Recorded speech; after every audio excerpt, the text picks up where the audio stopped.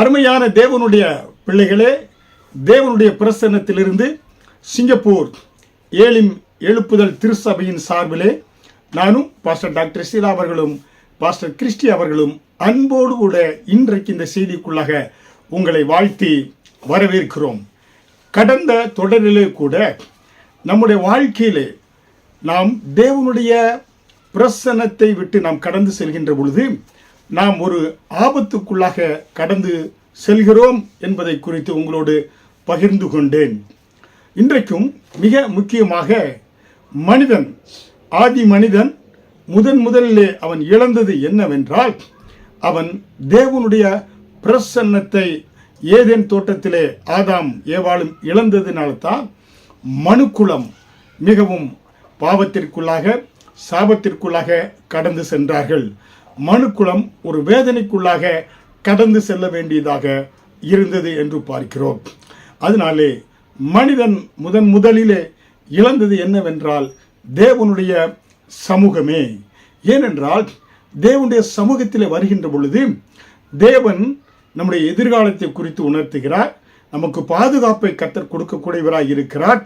நாம் எப்படி ஒரு கோழி தன் குஞ்சுகளை சிறகுகளின் கீழாக வைத்து பாதுகாத்துக் கொள்வது போல தேவன் அவருடைய பிள்ளைகளை அருமையாய் பாதுகாத்துக் கொள்கிறார். அவருடைய சமூகத்தில் நமக்கு என்ன உண்டு? ஆறுதல் உண்டு. அவருடைய சமூகத்தில் நமக்கு பலன் உண்டு. அவர் சமூகத்தில் நமக்கு மகிழ்ச்சி உண்டு. அவருடைய சமூகத்தில் நமக்கு ஆனந்தம் உண்டு.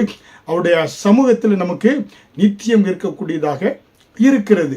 அதனால தான் தேவனுடைய பிள்ளைகளே, எப்பொழுதும் நீங்கள் ஒவ்வொரு நாளும் அதிகாலை வேளையிலே எழுந்து தேவ பிரசன்னத்தை தேடக்கூடியவர்களாக இங்கே இருந்தால் அந்த நாள் முழுவதும் உங்களுக்கு மிகவும் ஆசீர்வாதமாய் நீங்கள் செல்கின்ற இடங்களிலெல்லாம் தேவன் உங்களை பாதுகாத்து உங்களுக்கு முன்பாக தேவதூதர்களை அவர் அனுப்பி எல்லா தடை கற்களையும் அவர் நீக்கி அற்புதமாய் விபத்துகளை நீக்கி உங்களை மட்டுமல்ல, நீங்கள் செல்கின்ற வாகனத்திலே, நீங்கள் செல்கின்ற விமான பயணமாக இருந்தாலும், ரயில் பயணமாக இருந்தாலும், இல்லை பஸ் பயணமாக, கார் பயணமாக இருந்தாலும் உங்கள் நிமித்தமாய் அவருடைய சமூகம் உங்களோடு இருப்பதினாலே அநேகரை கர்த்தர் பாதுகாத்து அற்புதமாய் சுகத்தோடு பலனோடு ஆரோக்கியத்தோடு நடத்தக்கூடியவராக இருக்கிறார்.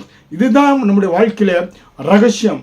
நம்முடைய ஒவ்வொரு நாள் வாழ்க்கையும் ஆசீர்வாதமாக, சமாதானம் நிறைந்ததாக, பாதுகாப்பாக இருக்க வேண்டுமா? அதற்கு தேவ சமூகத்தை நாடுங்கள்.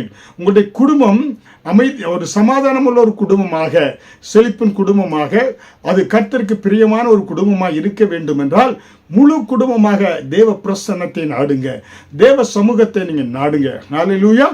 நான் இந்த வேளையில கூட உறுதியாக ஆணித்தரமாக நான் சொல்ல முடியும், எங்கள் குடும்பத்தில் ரட்சிக்கப்பட்டு 40 வருடங்களுக்கு மேலாகிறது. இன்றைக்கும் என்னோட தகப்பனார் 94 வயது ஆகிறது. விக்கிர ஆராதனைக்குள்ளாக இருந்த அவர்கள் ரட்சிக்கப்பட்டவுடன் தேவனுக்கு பிரசன்னமாய் ஒவ்வொரு நாளும் அதிகாலையில் 4 மணிக்கு எழுந்து அப்படியாக தேவனை துதிக்க ஆரம்பிப்பாங்க. புரியுங்களா? தேவனை துதித்து ஆண்டவரை ஆராதிக்கின்ற பொழுது தேவ சமூகத்தில் ஒவ்வொரு நாளும் முழு குடும்பத்தை கர்த்தருக்குள்ளாக வைத்து ஜெபித்து நடத்துகின்ற பொழுது அற்புதமாய் கர்த்தர் இன்றைக்கு எல்லா விபத்துகளுக்கு, வியாதிகளுக்கு, உயிர் சேதங்களுக்கு விலக்கி ஒவ்வொருவரையும் கண்மணி போல பாதுகாக்கிறார். காரணம், அதிகாலை தோறும் அவருடைய கிருபை புதிதாய் இருப்பதினாலே, தேவ சமூகத்தை தேடுவதனாலே. ஹல்லேலூயா. அதனால இந்த வேளையிலே என்னோடு கூட இணைந்து இந்த பாடலை என்னோடு கூட பாஸ்டர் டாக்டர் சீலாவோடு கூட இணைந்து, ராஜா உன் பிரசன்னம் போதும் ஐயா, ஃபாதர் அருமையாக ஃபாதர் பெட்மான்ஸ் அவர்கள் பாடி இருக்கிறாங்க. அவருடைய பிரசன்னத்தை உணர்ந்தவர்களாய் நாம் இந்த பாடலை பாடுவோம். தேவ பிரசன்னத்தை உணர்வோம். தேவ பிரசன்னத்திலே ஒவ்வொரு நாளும் வாழும்படியாக ஒரு தீர்மானத்தை நாம் எடுப்போம். ஹல்லேலூயா. ராஜா உம் பிரசன்னம் போதுமையா, எப்போதும் எனக்கு போதுமையா. ராஜா உம் பிரசன்னம் போதுமையா, எப்போதும் எனக்கு போதுமையா. பிரசன்னம் பிரசன்னம் தேவ பிரசன்னம், பிரசன்னம் பிரசன்னம் தேவ பிரசன்னம். அதிகாலமே தேடுகிறேன், அதிகாலமே தேடுகிறேன், ஆர்வமுடன் நாடுகிறேன், ஆர்வமுடன் நாடுகிறேன். பிரசன்னம் பிரசன்னம் தேவ பிரசன்னம். பிரசன்னம் பிரசன்னம் தேவ பிரசன்னம். உலகமெல்லாம் மாயையாம், உலகமெல்லாம் மாயையாம், அன்பொன்றே போதுமையாம், அன்பொன்றே போதுமையாம். பிரசன்னம் பிரசன்னம் தேவ பிரசன்னம். பிரசன்னம் பிரசன்னம் தேவ பிரசன்னம். இன்னும் உம்மை அறியணுமே, இன்னும் உம்மை அறியணுமே, இன்னும் கிட்டி சேரணுமே, இன்னும் கிட்டி சேரணுமே. பிரசன்னம் பிரசன்னம் தேவ பிரசன்னம். பிரசன்னம் பிரசன்னம் தேவ பிரசன்னம். கரம் பிடித்த நாயகரே, கரம் பிடித்த நாயகரே, கைவிடாத தூயவரே, கைவிடாத தூயவரே. பிரசன்னம் பிரசன்னம் தேவ பிரசன்னம். பிரசன்னம் பிரசன்னம் தேவ பிரசன்னம். ஹல்லேலூயா. பாருங்க, இந்த பிரசன்னம், தேவ பிரசன்னத்தில் அவ்வளவு ஆசீர்வாதங்கள் இருக்கிறதுங்க. ஹல்லேலூயா. நம் மனிதன் இந்த பூமியிலே பயம் இல்லாதபடி, இந்த உலகத்தில் நடக்கக்கூடிய எல்லாம் விபத்துகளுக்கு, வியாதிகளுக்கு, இயற்கை சீற்றங்களுக்கு, மனிதர்களுக்கு, எல்லா காரியங்களுக்கும் என்ன நீங்க பயப்படாதபடி நீங்க இந்த பூமியில வாழ வேண்டும் என்றால் உங்களுக்கு ஒரே ஒரு காரியம் மிக முக்கியம், அது தேவ பிரசன்னமே. ஏனென்றால் ஆதியிலே மனிதன் இழந்து போனது தேவ பிரசன்னத்தை தான் இழந்து போனான். அதனால்தான் இன்றைக்கு நீங்க தேவ பிரசன்னத்தை தேடி வாஞ்சிக்கக்கூடியவர்களாய் இருக்க வேண்டும். ஒரு மனிதர் பாருங்க, கர்த்தருக்கு பிரியமில்லாத ஒரு வாழ்க்கை வாழ்கின்ற பொழுது, ஒரு மனிதனுடைய வழிகள் சரியில்லாத பொழுது அவனுடைய வாழ்க்கையிலே ஆபத்துக்கள் நிறைந்த பகுதிக்குள்ளாக கடந்து சென்று விடுகிறான். ஹல்லேலூயா. ஒரு மனிதனுடைய வழிகள் பிரியமில்லாத வழிகள் என்றால், தேவனுக்கு பிரியமில்லாத வழிகள் என்று சொல்கின்ற பொழுது, ஒரு மனிதன், அதாவது கர்த்தருக்கு பிரியமில்லாத காரியம் என்னவென்றால், ஒன்று விக்கிர ஆராதனை, இரண்டாவது விபச்சாரம். இந்த இரண்டு காரியங்களும் கர்த்தருக்கு பிரியமில்லாத காரியங்கள். இந்த இரண்டு காரியங்களில் ஒரு மனிதனோ மனுக்குலமோ ஒரு ஜனங்களோ இதுக்குள்ள சென்றவர்கள் வேதத்திலே பார்த்தீர்கள் என்றால், அவர்கள் ஆபத்துக்களிலே அவருடைய வாழ்க்கை பிரச்சனைகள், போராட்டங்கள், அவர்களுக்கு விரோதமாய் என யுத்த சினர்கள் எழும்பி அவர்களை மடங்கடித்து அவர்களை தோல்வியுற செய்திருக்கிறார்கள். அவர்கள் மரித்தும் போயிருக்கிறார்கள். ஹல்லேலூயா. ஒன்று என்னன்னா விக்கிர ஆராதனை, இரண்டாவது விபச்சாரம். இதுதான் கர்த்தருக்கு பிரியமில்லாத ஒரு காரியம். ஒரு மனிதனுடைய வழிகளை மாறி போகச் செய்யக்கூடிய வழிகள் இந்த இரண்டு காரியங்கள். இதைத்தான் தேவன் இஸ்ரவேல் ஜனங்கள் 430 வருடமாய் எகிப்திலே அடிமைகளாகி இருந்தார்கள். அவர்களை கர்த்தர் மீட்டெடுத்து மோசையின் கீழாக பஸ்கா ஆட்டுக்குட்டியின் ரத்தத்தை சிந்தி அது நிலைக்கால்களில் பூசப்பட்டு அந்த ஜனங்கள் 430 வருடம் அடிமைகளாக இருந்த கிட்டத்தட்ட 30 லட்சம் ஜனங்களை கர்த்தர் அடிமைத்தனத்திலிருந்து மீட்டெடுத்து பாலும் தேனும் ஓடுகிற கானான் தேசத்துக்குள் தேவன் அழைத்து கொண்டு வருகிறார். அங்கே வருகின்ற பொழுது அந்த ஜனங்கள் எப்படிப்பட்ட ஜனங்களா இருக்கிறாங்க? வருகிற வழியிலே அவர்கள் எப்படிப்பட்ட ஜனங்கள்னா அவர்கள் விக்கிர ஆராதனைக்குள்ளாக கடந்து செல்லக்கூடியவர்களாக இருக்கிறாங்க. அதைத்தான் யாத்திராகமம் 33வது அதிகாரத்திலும் பார்க்கலாம்.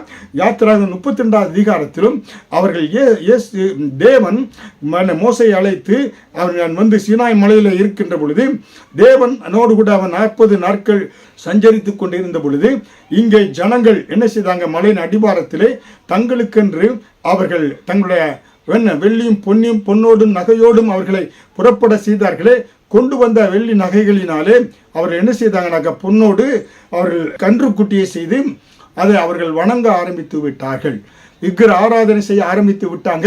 குடித்து வெறித்து ஆட ஆரம்பித்து விட்டார்கள். தேவன் இதை பார்த்தார், கோபம் கொண்டான். மோசையின் இடத்தில் சொன்னார், இந்த ஜனங்களை பார், அவர்கள் வணங்கா கழுத்துள்ள ஜனங்களா இருக்கிறாங்க. இந்த ஜனங்களை நான் என்ன சொல்றேன், அழிக்க போகிறேன் என்று ஆண்டவர் சொன்னார். ஹல்லேலூயா. மோசே என்ன சொன்னார் ஆண்டவரிடத்திலே? ஆண்டவரே, நீங்க அந்த ஜனங்களை என்ன செய்யினாக்க அவங்களோட அழிக்காதீங்க, அவருடைய பாவத்தை மன்னித்தருளி என்ன கூட நீ ஜீவ புஸ்தகத்தில் என் பேரை கூட கிறுக்கி போடுங்க. அந்த ஜனங்களை, இந்த இஸ்ரவேல் ஜனங்களை நீ அழித்து போடக்கூடாது. ஏனென்றால் நீர் வாக்கு கொடுத்திருக்கிறேன், ஏன் ஸ்திரியின் வித்து உன் தலையை நசுக்குவா என்று ஆதியாகமம் 3வது அதிகாரம் 15 தீர்க்கதரிசனமா சொல்லியிருக்கிறாரே. யூத குலத்திலிருந்து யூதாவின் செங்கோல் என உதிக்கும் என்று நீங்க சொல்லியிருக்கீங்களே. அதனாலே யூத குலத்திலிருந்து கிறிஸ்து வெளிப்பட வேண்டும், ஸ்திரியின் வித்து வெளிப்பட வேண்டும். நீர் இந்த ஜனங்களை அழித்து விட்டீர்கள் என்றால் என கிறிஸ்து, இயேசு கிறிஸ்து வெளிப்பட முடியாது. என்னுடைய பெயரை கூட நீ ஜீவ புஸ்தகத்திலிருந்து எடுத்து போடுங்க. ஆனால் இந்த ஜனங்கள் அழிக்க வேண்டாம் என்று தேவனிடத்தில் மோசே மன்றாடிய பொழுது கர்த்தர் அந்த மன்றாட்டை கேட்டார். மன்றாட்டை கேட்டு அந்த ஜனங்களை அழிக்காதபடி ஆண்டவர் என்ன செய்தாரு? பாதுகாத்தார் இஸ்ரவேல் ஜனங்களை என்று பார்க்கிறோம்.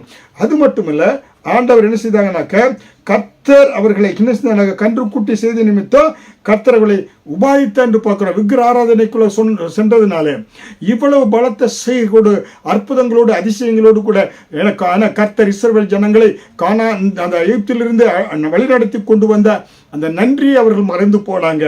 அதனால்தான் கர்த்தர் யாத்திராகமம் 33வது அதிகாரம் வசனம் 1 பார்க்கின்ற பொழுது கர்த்தர் மோசேயை நோக்கி, நீயும் எகிப்து தேசத்திலிருந்து நீ அழைத்து கொண்டு வந்த ஜனங்களும் இவ்விடத்தை விட்டு புறப்பட்டு உன் சந்ததிக்கு கொடுப்பேன் என்று நான் ஆபிரகாமுக்கும் ஈசாக்குக்கும் யாக்கோபுக்கும் ஆணையிட்ட கொடுத்த பாலும் தேனும் ஓடுகிற தேசத்துக்கு போங்கள்.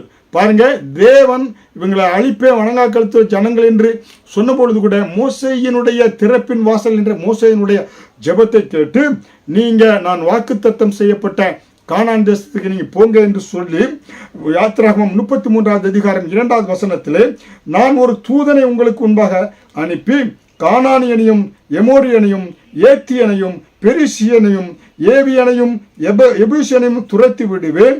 யாத்திராகமம் 33வது அதிகாரம் 3வது வசனத்திலே, ஆனாலும் வழியிலே நான் உங்களை நிர்மூலம் பண்ணாதபடிக்கு நான் உங்கள் நடுவே செல்ல மாட்டேன், நீங்கள் வணங்கா கழுத்துள்ள ஜனங்கள் என்று சொன்னார். நீங்க விக்கிர ஆராதனைக்குள்ள போயிட்டீங்க, நான் உங்களோட வந்து அவங்களை நிர்மூலமாக்குவேன். அதனால நான் உங்களுக்கு முன்பாக ஒரு தேவதூதன் செல்வான் என்று ஆண்டவர் சொன்னார். நான் உங்களோடு கூட வரமாட்டேன், என்னுடைய சமூகம் உங்களுக்கு முன்பாக வராது என்று தேவன் சொன்ன பொழுது யாத்திராகமம் 33வது அதிகாரம் வசனம் 4 துக்கமான இந்த வார்த்தைகளை ஜனங்கள் கேட்ட பொழுது ஒருவரும் தங்கள் ஆபரணங்களை போட்டுக்கொள்ளாமல் துக்கித்து கொண்டு இருந்தார்கள். பாருங்க, தேவனுடைய பிரசன்னம் இதுவரை வழி நடத்தியது விக்கிர ஆராதனைக்குள் விபச்சாரத்துக்குள்ளாக டான்ஸுகளுக்குள்ளாக சென்ற பொழுது கர்த்தர் சொன்னார், என் சமூகம் உங்களோடு கூட வராது என்று சொன்ன பொழுது இந்த வார்த்தை அவர்களுக்கு துக்கத்தை உண்டு பண்ணினது. 30 இஸ்ரவேல் ஜனங்களுக்கும் துக்கத்தை உண்டு பண்ணி அவர்கள் துக்கித்தார்கள் என்று என வேத வசனம் சொல்லுகிறது. ஹல்லேலூயா. அதனால்தான் தேவ சமூகம் இல்லாத இடம் நமக்கு ஆனந்தத்தை கொடுக்காது, அது என்ன செய்யாது, நமக்கு சந்தோஷத்தை கொடுக்காது, அது நம்முடைய வாழ்க்கையில நிறைவை கொடுக்காது. யாத்திராகமம் 33வது அதிகாரம் வசனம் 5 பார்க்கின்ற பொழுது, ஏனென்றால் நீங்கள் வணங்கா கழுத்துள்ள ஜனங்கள், நான் ஒரு நிமிஷத்தில் உங்கள் நடுவிலே எழும்பி உங்களை நிர்மூலம் பண்ணுவேன். ஆகையால் நீங்கள் போட்டிருக்கிற உங்கள் ஆபரணங்களை கழட்டி போடுங்கள், அப்பொழுது நான் உங்களுக்கு செய்ய வேண்டியது அறிவேன் என்று இஸ்ரவேல் புத்திரருக்கு சொல் என்று கர்த்தர் மோசேயோடு சொல்லியிருந்தார். அங்கே இருந்து பாருங்க, எகிப்திலிருந்து கொண்டு வந்த நகைகளினாலே இவன் விக்கிரங்களை செஞ்சாங்க, அதை பண்ணி இதை பண்ணாங்க. இப்பொழுது அதெல்லாம் ஆண்டவர் கழட்ட சொன்னாரு. அதனாலே மோசே என்ன செய்தார் பாருங்க, யாத்திராகமம் 33வது அதிகாரம் 6வது வசனத்திலே, ஆகையால் இஸ்ரவேல் புத்திரர் ஓரேப் மலை அருகே தங்கள் ஆபரணங்களை கழட்டி போட்டார்கள். 7வது வசனத்திலே, மோசே கூடாரத்தை பெயர்த்து அதை பாளையத்துக்கு புறம்பே தூரத்திலே போட்டு அதற்கு ஆசாரிப்பு கூடாரம் என்று பெயரிட்டான். கர்த்தரை தேடுகிற யாவரும் பாளையத்திற்கு புறம்பான ஆசாரிப்பு கூடாரத்திற்கு போவார்கள். அங்கே அவன் என்ன செய்தான் பாருங்க, புறம்பே தேவனுக்கு ஒரு ஆசாரிப்பு கூடாரத்தை செய்யக்கூடியவனாக மோசே இருக்கிறான். 8வது வசனத்திலே, மோசே கூடாரத்திற்கு போகும்போது ஜனங்கள் எல்லோரும் எழுந்திருந்து தங்கள் தங்கள் கூடார வாசலில் நின்று கொண்டு அவன் கூடாரத்தில் பிரவேசிக்க மட்டும் அவன் பின்னே பார்த்து கொண்டிருந்தார்கள். மோசே 9வது வசனத்திலே, மோசே கூடாரத்துக்குள் பிரவேசிக்கையில் மேகஸ்தம்பம் இறங்கி கூடார வாசலில் நின்றது. கர்த்தர் மோசேயோடு கூட பேசினார். அருமையான தேவனுடைய பிள்ளைகளே, ஜனங்கள் விக்கிர ஆராதனைக்கு சென்ற பொழுது தேவனுடைய கோபாக்கினை வந்தது. ஆனால் மோசே திறப்பில் நின்ற பொழுது கர்த்தர் என்ன செய்தார், அந்த ஆசாரிப்பு கூடாரத்திலே மோசேயோடு கூட ஆண்டவர் பேசினாராம். அது மட்டுமல்ல, 10வது வசனத்திலே, ஜனங்கள் எல்லோரும் மேகஸ்தம்பம் கூடார வாசலில் நிற்க கண்டார்கள். ஜனங்கள் எல்லோரும் எழுந்திருந்து தங்கள் தங்கள் கூடார வாசலிலே பணிந்து கொண்டார்கள். 11வது வசனத்திலே, ஒருவன் தன் சிநேகிதனோடு பேசுவது போல கர்த்தர் மோசேயோடு கூட முகமுகமாய் பேசினார். ஹல்லேலூயா. அருமையான தேவனுடைய பிள்ளைகளே, பாருங்க, ஒரு தேவனுடைய பிரசன்னத்தை இழக்கின்ற பொழுது, தேவனுடைய பிரசன்னத்தை கொண்டு வராத விக்கிர ஆராதனை என்ன செய்கிறது, தேவனுடைய பிரசன்னத்தை நீக்கக்கூடியதாக இருந்த பொழுது மோசே திரைப்பெண் வாசல் என்ற பொழுது மீண்டுமாய் அங்கு ஆசாரிப்பு கூடத்தை கட்டுகிறான். தேவ பிரசன்னம் இறங்கி வருகிறது. தேவன் ஒரு பார்த்தீங்கன்னாக்க தேவன் என்ன செய்கிறார் என்றால், ஒரு சிநேகிதனோடு கூட பேசுவது போல கர்த்தர் மோசேயோடு கூட பேசுகிறார். ஹல்லேலூயா. அருமையான தேவனுடைய பிள்ளைகளே, அதனால் தான் உங்கள் வாழ்க்கையிலே தேவ பிரசன்னத்தை நீங்க இழந்து போய்விடக்கூடாது. மனிதன் ஆதியில இழந்து போனது என்ன? தேவ பிரசன்னம். ஏனென்றால் தேவ பிரசன்னத்தில் தான் கர்த்தர் நம்மோடு கூட பேசுகிறார். ஏதேன் தோட்டத்திலே பகலின் குளிர்ச்சியான வேளையிலே கர்த்தர் ஆதாமோடு ஏவாளோடு கூட உலாவினார் என்றால் அவர் பேசக்கூடியவராய் இருக்கிறார். திட்டங்களை பேசக்கூடியவராய் இருக்கிறார். எதிர்காலத்தை குறித்து பேசக்கூடியவராய் இருக்கிறார். நமக்கு பாருங்க, ஒரு பிரைம் மினிஸ்டர், ஒரு மினிஸ்டர் நம்மோடு கூட பேசினா எவ்வளவு ஆனந்தம் இருக்கிறது. ஒரு செலிபிரிட்டி நம்மோடு கூட பேசினா எவ்வளவு துள்ளுறீங்க. அதே போல கர்த்தர் ஒரு மனிதனோடு பேசுகிறார் என்றால் அளப்பெரிய ஒரு காரியமாய் இருக்கிறது. கர்த்தர் பேசுகிறார் என்றால் மனிதனுடைய நன்மைக்கு ஏதுவாக பேசுவார், மனிதனுடைய ஆசீர்வாதத்துக்கு ஏற்றமாய் பேசுவார், மனிதனுடைய செழிப்புக்கு ஏற்றமாய் பேசுவார், மனிதனுடைய பாதுகாப்புக்கு ஏற்ற விதமாய் பேசுவார். அதனால்தான் அன்றைக்கு ஆசாரிப்பு கூடாரத்தை செய்து மோசே அதுக்குள்ள சென்ற பொழுது தேவன் ஒரு தோழனோடு கூட, ஒரு சிநேகிதனோடு கூட பேசுவது போல கர்த்தர் மோசேயோடு கூட பேசினார். ஹல்லேலூயா. அதனால தான் பாருங்க, யோவான் 15வது அதிகாரம் 13வது வசனத்திலே இயேசு கிறிஸ்து பாருங்க, ஒருவன் தன் சிநேகிதருக்காக தன் ஜீவனை கொடுக்கிற அன்பிலும் அதிகமான அன்பு ஒருவரிடத்திலும் இல்லை.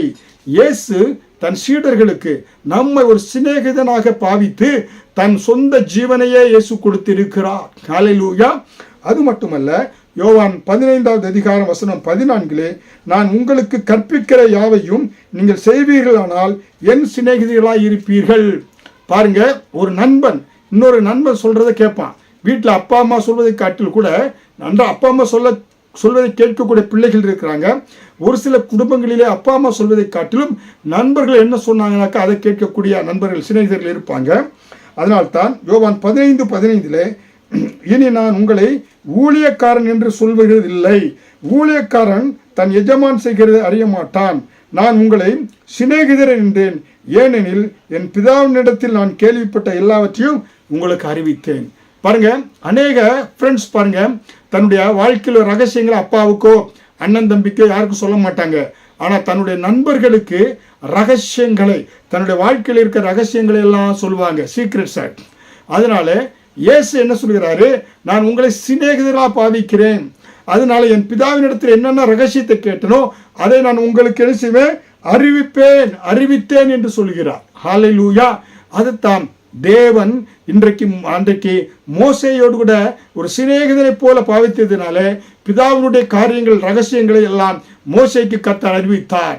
இஸ்ரவேல் ஜனங்களுக்கு நடக்கக்கூடிய காரியங்கள், எதிர்கால காரியங்களை எல்லாம் கர்த்தர் தேவ சமூகத்திலே சென்ற மோசேக்கு தேவன் அறிவித்தார் என்று நாம் பார்க்கிறோம். ஹல்லேலூயா. அருமையான தேவனுடைய பிள்ளைகளே, தேவ சமூகம் எவ்வளவு மிக முக்கியம் பாருங்க. மோசே அன்றைக்கு கர்த்தருக்கு விரோதமாக ஜனங்கள் என எழும்பி அவர்கள் விக்கிர ஆராதனைக்கு சென்ற பொழுது தேவ சமூகத்தை நாடினான், தேவனுக்கு ஆராதனை செய்தான், ஆசாரிப்பு கூடாரத்தை உருவாக்கின பொழுது கர்த்தர் மோசேயோடு கூட முகமுகமாய் பேசினார், ஒரு சிநேகிதனை போல ஆண்டவர் பேசினார். ஹல்லேலூயா. இன்றைக்கும் செய்தியை கேட்டுக்கொண்டிருக்கிற அருமையான தேவனுடைய பிள்ளைகளே, இயேசு கிறிஸ்துவை சொந்த இரட்சகராய் ஏற்றுக்கொள்ளாத யாராக இருந்தாலும் உங்களுக்கு இந்த சுவிசேஷத்தை அறிவிக்கிறேன். இயேசுவை சொந்த இரட்சகராய் ஏற்றுக்கொள்ளுங்க. இயேசு கிறிஸ்து உங்களுக்கு பரலோகத்தில் சீக்கிரத்தை உங்களுக்கு கற்றுக் கொடுப்பாரு, உங்க வாழ்க்கையில வெற்றி பெறுவதற்குள்ள ரகசியத்தை கற்றுக் கொடுப்பாரு, எதிர்காலத்தில் நடக்கக்கூடிய காரியங்களை உங்களுக்கு கற்றுக் கொடுப்பாரு. உங்க வாழ்க்கை வெற்றியுள்ள வாழ்க்கையாய், செழிப்பின் வாழ்க்கையாய், உங்கள் துக்கம் சந்தோஷம் நிறைந்த வாழ்க்கையாக மாறும். அதற்கு நீங்கள் செய்ய வேண்டியது, இயேசுவை உங்கள் சொந்த இரட்சகராக ஏற்றுக்கொள்ளணும். என்னோடு கூட இந்த ஜெபத்தை இங்க ஏறிடுங்க. இயேசுவே இந்த பூமியிலே வந்து எனக்காக சிலுவையை சுமந்து, சிலுவையில் அடிபட்டு, என நீர் மரித்து அடக்கம் செய்யப்பட்டீர் என்று விசுவாசிக்கிறேன். அடக்கம் செய்யப்பட்டது மட்டுமல்ல, 3ஆம் நாள் நீர் உயிரோடு எழும்பி வந்தீர், நீரே என் இரட்சகர், நீரே உலக இரட்சகர் என்று வாயிலை அறிக்கையிடுகிறேன் என்று சொல்கின்ற பொழுது நீங்க இயேசுவின் பிள்ளையாய் மாறுறீங்க, ரட்சிக்கப்படுறீங்க. இயேசு என்ன செய்கிறாரு, அவருடைய சிநேகிதனாய் உங்களை மாற்றுகிறாரு. அவருடைய சொந்த ரத்தத்தை உங்களுக்கு சிந்ததினால அவர் உங்களை சிநேகிதனாய் பாவிக்கிறாரு. உங்களுக்கு ரகசியங்களை கற்றுக் கொடுக்கக்கூடியவராக இருக்கிறார். உங்கள் எதிர்காலத்தை குறித்து ஜோசியத்தையோ தீர்க்கதரிசியோ நீங்க ஓட வேண்டியதில்லை. தேவனோடு உறவு. கிறிஸ்தவம் என்பது என்ன? மதம் மாற்றம் அல்ல, தேவனோடு கூட உறவு. எப்படியாக ஒரு தகப்பன் தாயினிடத்தில் உறவு வைக்கிறீங்களோ அதே போல தாயும் தகப்பனின் மேலான ஒரு தேவனோட இயேசுவோடு கூட உறவு நீ வைக்கின்ற பொழுது உங்களுக்கு ரகசியங்களை கற்றுக் கொடுக்க விரும்புகிறார். எத்தனை பேர் இன்னைக்கு அதுக்காக என்ன செய்யறாங்க, காவடி எடுக்கிறாங்க, அநேக காரியங்கள் மந்திர தந்திரங்கள் செய்யறாங்க. ஏன்னா எதிர்காலத்துக்குரிய அறியும்படியாய், எதிர்காலத்தை குறித்து அறிவதற்கு சீக்கிரட் என்னன்னாக்க இயேசுவோடு கூட உறவு, தேவனோடு கூட ஒரு நட்பு, தேவ பிரசன்னம். ஆண்டவரோடு பேசுங்க, ஆண்டவரோடு துதிங்க, அவருடைய பிரசன்னத்தை உணருங்க. கர்த்தர் உங்களுக்கு ரகசியங்களை கற்றுக் கொடுக்கக்கூடியவராக இருக்கிறார். ஹல்லேலூயா. இது அறிந்த மோசே தேவனோடு கூட தேவனுக்கு ஆசாரிப்பு கூடாரத்தில் சென்று ஆராதனை செய்தான். தேவன் மோசேயோடு கூட முகமுகமாய் பேசினார். அது மட்டுமில்ல, என்ன சொல்றாரு ஆண்டவரிடத்தில், ஆண்டவரே நீர் என்னோடு கூட வருவதற்கு என்ன அடையாளம் என்று கேட்கின்ற பொழுது உங்களுடைய கண்களில் கிருபை கிடைத்ததுக்கு அடையாளம் என்ன என்று சொல்லி யாத்திராகமம் 33ஆவது அதிகாரம் வசனம் 13 உம்முடைய கண்களில் இப்பொழுது எனக்கு கிருபை கிடைத்ததானால் நான் உம்மை அறிவதற்கும் உம்முடைய கண்களில் எனக்கு கிருபை கிடைப்பதற்கும் உம்முடைய வழியை எனக்கு அறிவியும், இந்த ஜாதி உம்முடைய ஜனம் என்று நினைத்தருளும் என்றான். ஹல்லேலூயா. பாருங்க என்ன சொல்றாரு, இந்த தேவ சமூகத்தில் போகின்ற பொழுது தேவனை அறிகிற அறிவை கர்த்தர் கொடுக்கிறாரு. ஆண்டவருடைய கண்களில் உங்களுக்கு கிருபையை கொடுக்கிறாரு. அது மட்டுமல்ல, உங்களுக்கு வழியை காட்டக்கூடியவராக இருக்கிறார். தேவ பிரசன்னத்தில் என்ன உண்டாகிறது, தேவனை அறிறீங்க, தேவனோடு உறவாடுறீங்க, தேவன் கண்களில் கிருபை கிடைக்கிறது. தேவ கண்களில் கிருபை கிடைக்கின்ற பொழுது உங்களுடைய வழியை கர்த்தர் அறிவிக்கக்கூடியவராக இருக்கிறார். ஹல்லேலூயா. ஆண்டவர் சொன்ன வார்த்தையை ஆண்டவர் மாற்றினாரு. ஆண்டவர் நான் உன்னோடு கூட வரமாட்டேன் என்று சொன்ன ஆண்டவர் யாத்திராகமம் 33ஆவது அதிகாரம் வசனம் 14 என்ன சொல்கிறாரு, அதற்கு அவர் என் சமூகம் உனக்கு முன்பாக செல்லும், நான் உனக்கு இளைப்பாறுதலை தருவேன் என்று கர்த்தர் வாக்கு கொடுத்தார். ஹல்லேலூயா. மோசேயை பாருங்க, 30 லட்சம் ஜனங்களை நான் அழித்து போடுவேன் என்று சொன்ன வார்த்தை, கர்த்தர் வாக்கு தத்தத்தை ஆண்டவர் என்ன செய்தார், மாற்றினார். தேவன் கொடுத்த அந்த சாபத்தை கர்த்தர் மாற்றி என் சமூகம் உனக்கு முன்பாக செல்லும், நான் உனக்கு இளைப்பாறுதலை தருவேன் என்று கர்த்தர் மோசேக்கு சொன்னார். ஹல்லேலூயா. அருமையான தேவனுடைய பிள்ளைகளே, கர்த்தர் சமூகத்தை நாடுங்க. தேவன் உங்களுக்கு விரோதமாய் வருகிற எல்லா சாபங்களை கர்த்தர் நீக்குகிறாரு.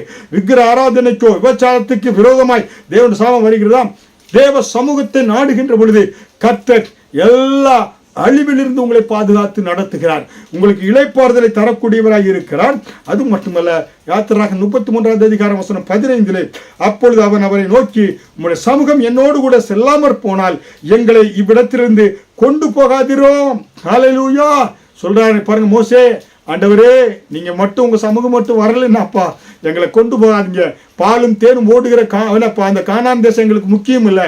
ஏன்னா நட்டாத வீடு, நட்டாத தோட்டம், கட்டாத வீடு எனக்கு முக்கியம் இல்லை.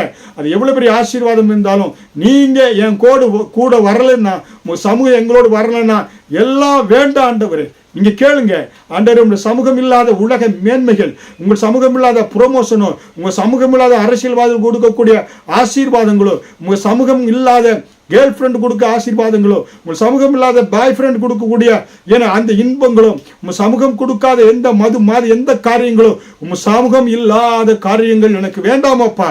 நீ கூட வரவில்லை என்றால் எந்த மேன்மையிலோ எந்த இன்பமோ என்ன எனக்கு வர தேவையா இல்லை என்று கர்த்தருடைய பாதத்தில் வந்து விடுங்க. தேவ சமூகத்தில் வந்து விடுங்க. கர்த்தரோடு கூட ஒரு தேவனோடு கூட உறவாடுங்க. நண்பனை போல சிநேகிதனை போல பேசுங்க. கர்த்தர் உங்கள் எதிர்கால காரியத்தை அறிவிப்பாரு. உங்களுக்கு என்ன செய்வார்? கர்த்தர் அறிவிக்கிறது மட்டுமல்ல, கர்த்தர் உங்களுக்கு கிருபையை கொடுப்பாரு, உங்களுக்கு வழிகளை காண்பிப்பார். இந்த காரியத்தை கர்த்தர் மோசேக்கு ஆண்டவர் செய்தார் என்று பார்க்கிறோம். அது என்ன சொல்ற பாருங்க, எனக்கும் ஜனங்களுக்கும் உடைய கண்களில் கிருபை கிடைத்து என்பது எதினால் அறியப்படும், நீ எங்களோடு வருவதனால் அல்லவா. இப்படி பூமியிலும் மேலுள்ள ஜனங்கள் எல்லாரிலும் நானும் உடைய ஜனங்களும் விசேஷித்தவர்கள் என்று விளங்கும் என்று யாத்திராகமம் 33:16 பாருங்க. தேவ பிரசன்னம் உங்களோடு வருகின்ற பொழுது, தேவனுடைய கண்களுக்கு கிருபை கிடைக்கின்ற பொழுது நீங்கள் விசேஷித்தவர்களா மாறுறீங்க. ஹல்லேலூயா பாருங்க. இந்த பூமியில பாக்கியவான்களாய் விசேஷித்தவர்களாய் மாறுவதற்கு ரகசியம் என்ன? தேவனுடைய பிரசன்னம் தான். ஹல்லேலூயா. அதனால்தான் நீங்க ஆசீர்வாதமா இருப்பா என்றால் விசேஷித்தவர்களாக இருப்பது அர்த்தம். இந்த பூமியில மற்ற ஜனங்களை காட்டிலும், உங்கள் ஊரில் உள்ள உறவினர்கள் காட்டிலும், மற்றவர்களை காட்டிலும் நீங்க விசேஷித்தவர்களாய் இருக்க வேண்டும் என்றால் என்ன? தேவ பிரசன்னம். ஹல்லேலூயா. அது மட்டுமல்ல, ஆண்டவர் மோசேட்ட என்ன சொல்கிறாரு? யாத்திராகமம் 33:17 உன்னை பேர் சொல்லி அழைத்திருக்கிறேன், அறிந்திருக்கிறேன் என்று சொல்கிறார். ஹல்லேலூயா. அருமையான தேவனுடைய பிள்ளைகளே, மோசே தேவனுடைய சமூகத்தை நாடினதுனால ஜனங்கள் 30 லட்சம் ஜனங்கள் அழிவிலிருந்து பாதுகாத்தாரு. கானான் தேசத்துக்கு அழைத்து செல்லும்படியான கிருபையை ஆண்டவர் கொடுத்தாரு. அது மட்டும் இல்ல, தேவனுடைய சமூகம் கூட வந்தது. தேவன் அவர்களுக்கு விசேஷித்த வழிகளை காண்பித்தாரு, விசேஷித்த அறிவை கொடுத்தாரு, விசேஷித்த கிருபையை கொடுத்தாரு. விசேஷித்த விதமாய் கர்த்தர் 40 வருடம் அந்த இஸ்ரவேல் ஜனங்களோடு கூட வந்தாரு. அது மட்டும் இல்ல, மோசையை கர்த்தர் பேர் சொல்லி அழைத்தார் என்று பார்க்கிறோம். ஹல்லேலூயா. அருமையான தேவனுடைய பிள்ளைகளே, மனிதன் இன்றைக்கு இழந்து போனது என்ன? தேவ சமூகம், தேவனுடைய பிரசன்னத்தை இழந்து போனதனால்தான் வாழ்க்கையில கண்ணீரும் கவலைகளும் கஷ்டங்களும் நஷ்டங்களும் சாபங்களும் குடும்பங்களிலே பெற்றோருடைய விக்கிராராதனை விபச்சாரம் பிள்ளைகள் மேலே குடும்பத்தில் தலைவிரித்து ஆடிக்கொண்டிருக்கிறது. முழு குடும்பமாய் தேவ சமூகத்தை தேடுங்க, தேவ பிரசன்னத்தை தேடுங்க. உங்கள் குடும்பங்களில் அப்படியே அக்கினி அபிஷேகம், தேவனுடைய பிரசன்னம் இப்பொழுது இறங்கி வருகிறதை பார்க்கிறேன். செய்தியை கேட்டுக்கொண்டிருக்கிற ஒவ்வொரு பிள்ளைகள் மேல தேவ பிரசன்னம் இறங்கி வரும்படியாய் தேவனை நோக்கி மன்றாடுகிறேன். அருமையாய் எங்களை நேசிக்கிற தேவனே, செய்தியை கேட்டுக்கொண்டிருக்கிற ஒவ்வொரு பிள்ளைகள் மேல உடைய பிரசன்னம் இறங்கி வரட்டும், உடைய அக்கினி அபிஷேகம் இறங்கி வரட்டும். முழு குடும்பத்தை இரத்த கோட்டைகள் மறைத்துக் கொள்ளும். ஒவ்வொருவரும் தேவ பிரசன்னத்தை உணர்ந்தவர்களாய் தேவ பிரசன்னத்துக்குள் வருகின்ற பொழுது அறிவை கொடுக்கிறீங்க, தேவ பிரசன்னத்துக்குள் வருகின்ற பொழுது கிருபையை கொடுக்கிறீங்க. உங்க கண்களில் கிருபை உண்டாகிறது. தேவ பிரசன்னத்தில் வருகின்ற பொழுது ஆண்டவரே நீர் என்ன செய்கிறீர்? வழியை காண்பிக்கிறேன். தேவ பிரசன்னத்தில் எல்லா சாபங்கள் முறிந்து போகிறது, எல்லா அக்கிரமங்கள் முறிந்து போகிறது. நீரே கரம் பிடித்து நடத்துகிறீர், நீரே உன்னதமான மறைவிலே எங்கள் வழி நடத்துகிறீர். கோழி தன் குஞ்சுகளை சட்டைகளில் நிலையில வைத்து மறைப்பது போல சங்கீதம் 91 அந்த ஆசீர்வாதங்களை எல்லாம் உன்னதமான மறை வைத்து பாதுகாத்துக் கொள்கிறீரப்பா. அப்படியாக இந்த பிள்ளைகள் ஒவ்வொருவரையும் பாதுகாத்து வியாதிகளுக்கும் விபத்துகளுக்கும் கொரோனா நோய்களுக்கும் எல்லாவற்றிற்கும் விலக்கி பாதுகாத்து அற்புதமாய் நடத்தும். நீர் வாக்கு பண்ணினீர், வாக்கு தத்தம் செய்யப்பட்ட பாலும் தேனும் ஓடுகிற கானான் தேசத்துக்குள் அந்த ஜனங்களை வழிநடத்தி சென்று அதை போல கர்த்தாவே உம்முடைய வருகை பரியந்தம் கரம் பிடித்து அற்புதமாய் அந்த சீயோனுக்குள் நீ நடத்தும்படியாய் ஜெபிக்கிறேன். தொடர்ந்து பாதுகாத்துக் கொள்ளும் ஆசீர்வதியும் இயேசு கிறிஸ்து மூலம் ஜெபிக்கிறேன் ஜீவனுள்ள நல்ல பிதாவே, ஆமேன். நீங்கள் பெற்ற ஆசீர்வாதங்களை எங்களுக்கு தெரியப்படுத்துங்கள். எங்களுடைய தொலைபேசி எண் இருக்கிறது, எங்களுடைய மின்னஞ்சல் இருக்கிறது, எங்களோடு தொடர்பு கொள்ளுங்க. உங்களுக்காக தொடர்ந்து நாங்கள் ஜெபிக்கிறோம். எங்களுக்காக ஜெபியுங்கள். இது தொடர் போதனையாக இருப்பதனாலே அடுத்த செய்தியில் உங்களோடு நான் பகிர்ந்து கொள்கிறேன். ஆவலோடு காத்துக்கொண்டு இருங்க. நன்றி, ஸ்தோத்திரம். கர்த்தர் உங்களை ஆசீர்வதிப்பாராக.